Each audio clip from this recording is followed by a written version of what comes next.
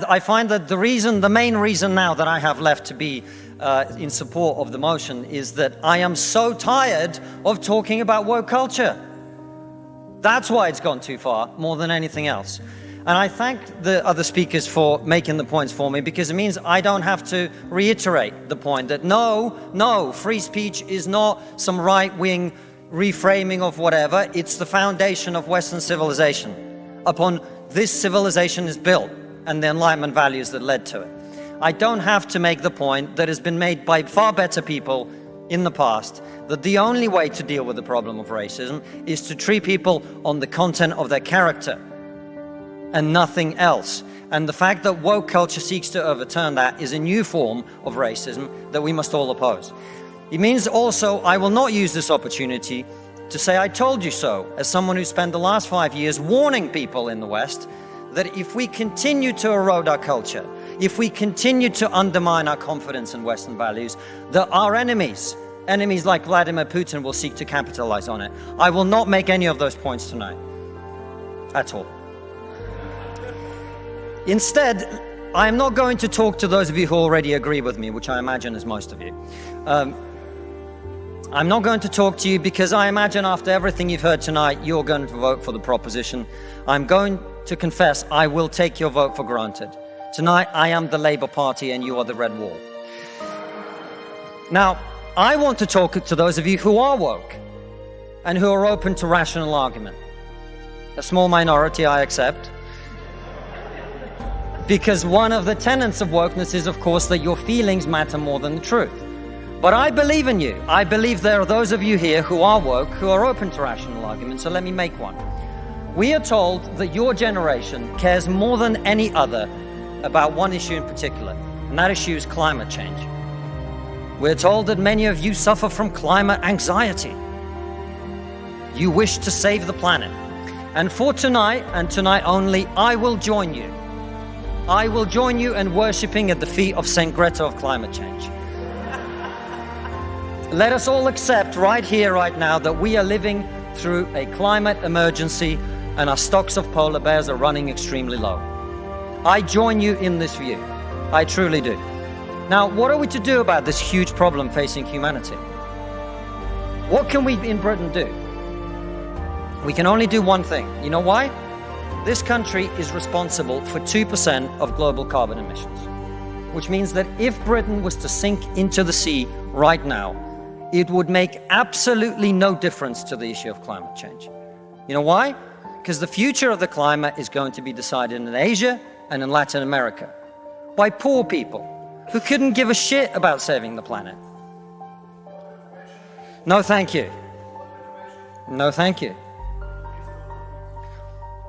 It's going to be decided by poor people in Asia and Latin America who don't care about saving the planet. You know why? Because they're poor. Because they're poor.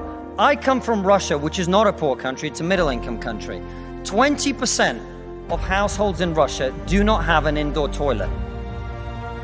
What they have is an outdoor toilet. And I don't mean one of those nice portaloos that we get here. I don't even mean a Glastonbury portaloo. I mean a wooden shack with a hole in the ground that holds a collected fermented memory of the last 10,000 visits. How many of you are going to go home tonight and say, let's rip out our bathroom and erect a Siberian shithouse in the back garden? And if you're not, why should they? 120 million people in China do not have enough food. I don't mean that they don't get dessert. I mean they suffer from malnutrition. That means that their immune system is breaking down because they don't have enough food. You're not going to get them to stay poor. Imagine you're Xi Jinping, the leader of China. When you were 10 years old, there was a revolution, a cultural revolution in your country, and people came and they put your father in prison. Your mother had to denounce him. Your sister killed herself. And you, no longer enjoying the protection of your formerly powerful father, were sent to a village where you lived in a cave house. And here you are, decades later. You have clawed your way up the bloody and greasy pole of Chinese politics to be the undisputed supreme leader of the very Communist Party that destroyed your family. And you know that the main thing you have to do to survive and to stay in power is to deliver the one thing that the people of China want: prosperity, economic growth. Where do you think climate change ranks on Xi Jinping's list of priorities? 1/3 of all children who live in extreme poverty in the world live in India. That means they are starving and dying of preventable disease. Now, about 15 months ago, my wife got pregnant. Not me, because we're old school.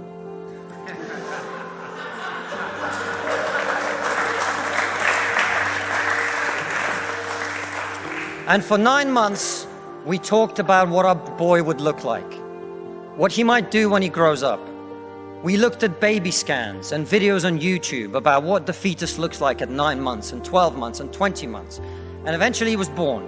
And he is this cute little bundle of joy. He's cuter than about 80% of puppies, right? Now, if you said to me that I had a choice, either my son had a serious risk of starving or dying from a preventable disease in the next year, or I could press a button and he would live. He would go to school. He would bring his first girlfriend home. He'd go to university and graduate and become a woke idiot.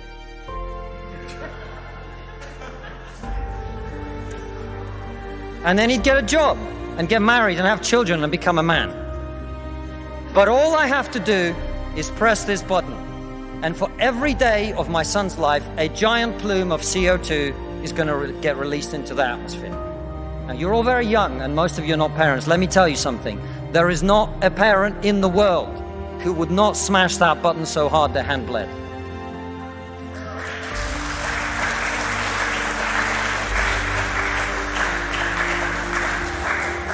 You are not going to get these people to stay poor.